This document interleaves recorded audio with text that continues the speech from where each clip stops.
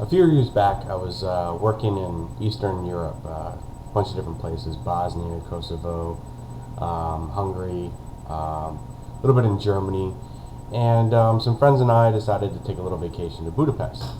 So we booked it. It was kind of one of those package deals, the plane, the hotel, the whole 9 yards.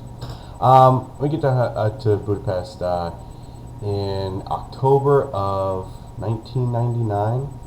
And immediately, go on a tour, enjoy the sights. It was beautiful. The town is just so historic, and there's, so many great monuments and so much great architecture.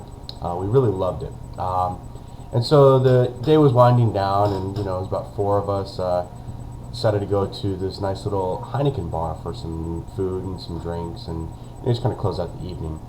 And the bar is beautiful. It's brand new. Big, huge awning, and everything was glass. Everything was glass and had Heineken all over everything. And it was really, really nice. And there's a guy at the door, and he's really friendly. We walk in, and glass bar, glass shelves with all the liquor, and glass tables, and there was a little dance floor in the back. As most Eastern European, eateries, almost every place you go, every little cafe, has a night side too. But it was still, relatively early, so, we got a table, had some good food, and, had a couple of drinks, and we decided to, leave the table and go to the bar, where we could just, have a couple more drinks and conversation. And we're up at the bar, we're talking to the bartender, just typical, stuff, about the differences between America and Hungary and whatnot. And the door opens, and an entire football team of the biggest guys I've ever seen in my life, they all just march right in, and they just line up, and they all take seats kind of near the bar area. And waitress goes over, and they all get a drink, and they all have a beer in their hand. And as soon as every single one of them has a beer in their hand, the biggest guy there, this big, huge blonde guy, stands up, and he yells something, and just beer glasses start flying everywhere. The whole entire squad that just came in threw all their beer glasses at everything, from the bartender to the walls to the tables. They start knocking over everything, smashing the whole place.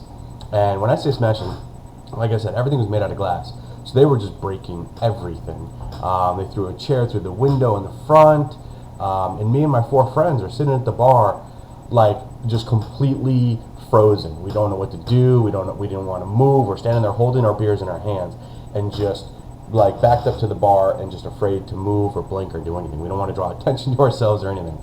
But so a couple of the guys take the guy at the door, who's kind of like a bouncer, take him out. The DJ gets dragged out by his feet, and the bartender got hit in the head by a couple of beer glasses that were thrown. He's down on the ground behind the bar.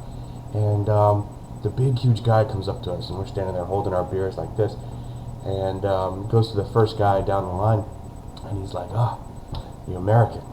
My buddy, goes, yeah. And he's like, Russian. I love America. And he grabs his beer, and he smashes it on the ground. And he goes to the next guy, ho, ho, ho.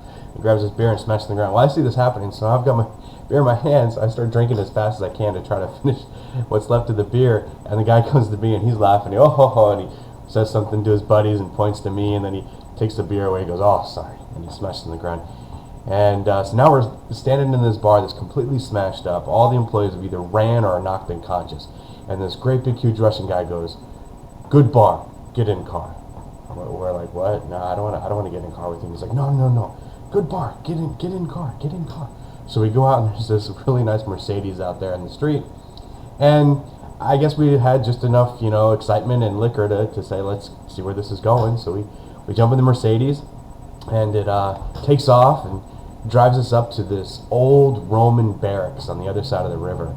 And inside, you can hear a little bit of, music playing. And we go in, and there's this amazing bar inside the basement, or in the bottom level of this old Roman barracks.